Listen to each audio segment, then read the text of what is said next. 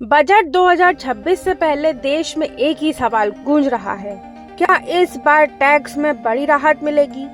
क्या नई ट्रेनें चलेंगी और क्या आम आदमी की जेब को सुकून मिलेगा? वित्त मंत्री लगातार ऐसे संकेत दे चुकी हैं कि सरकार की प्राथमिकता आर्थिक विकास के साथ साथ आम लोगों की खरीद शक्ति बढ़ाने पर होगी। 29 जनवरी 2026 को संसद में आर्थिक सर्वेक्षण 2026 पेश किया गया था। इस रिपोर्ट में पिछले एक साल के दौरान भारत की आर्थिक स्थिति के विस्तार से लेखा जोखा रखा गया है। आर्थिक सर्वे में फाइनेंशियल ईयर 2026-27 में जीडीपी विकास दर का अनुमान 7.2% तक बताया गया है और घरेलू मांग की मजबूती को बजट का प्रमुख आधार बताया गया है। साथ ही इसमें आर्टिफिशियल इंटेलिजेंस एआई पर पहली बार विशेष फोकस रखा गया है, जो दिखाता है कि अगला बजट तकनीक और नवाचार को कितना महत्व देगा। इसी दौरान संसद का बजट सत्र भी जारी किया गया। राष्ट्रपति द्रौपदी मुर्मू के अभिभाषण के साथ बजट सत्र की शुरुआत हुई। इसके बाद वित्त मंत्री निर्मला सीतारमण ने आर्थिक सर्वेक्षण संसद में पेश किया। इंफ्रास्ट्रक्चर और रेलवे को लेकर भी बजट 2026 में बड़ी घोषणाओं की उम्मीद है।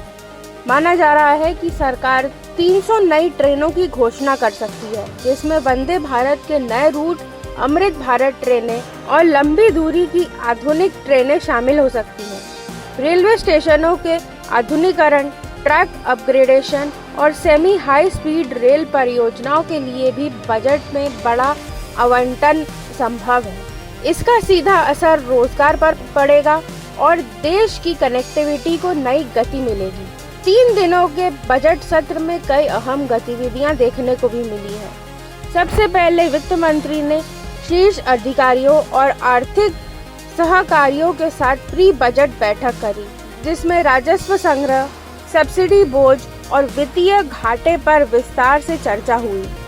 दूसरे दिन विभिन्न उद्योग संगठनों, एमएसएमई प्रतिनिधियों और स्टार्टअप इकोसिस्टम से जुड़े लोगों के साथ संवाद हुआ, जिसमें उन्होंने टैक्स में स्थिरता, आसान नियम और निवेश को बढ़ावा देने की मांग रखी। तीसरे दिन सरकार की ओर से यह संकेत दिए गए कि सामाजिक क्षेत्र, ग्रामीण विकास और इंफ्रास्ट्रक्चर पर खर्चा बढ़ाया जाएगा, लेकिन साथ ही राजकोषीय अनुशासन भी बनाए रखा जाएगा।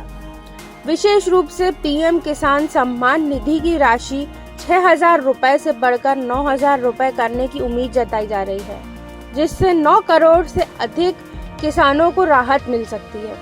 इन तीनों दिनों में बजट से जुड़े कई मुख्य विषय भी रखे गए। आर्थिक सर्वेक्षण में मजबूत विकास का अनुमान, एआई, टेक्नोलॉजी और निवेश को बजट में प्राथमिकता, टैक्स राहत और सामाजिक टैक्स को लेकर बढ़ती उम्मीदें। अब सबकी नजरें 1 फरवरी पर टिकी हुई हैं, जब वित्त मंत्री संसद में 2026-27 का केंद्रीय बजट पेश करेंगी।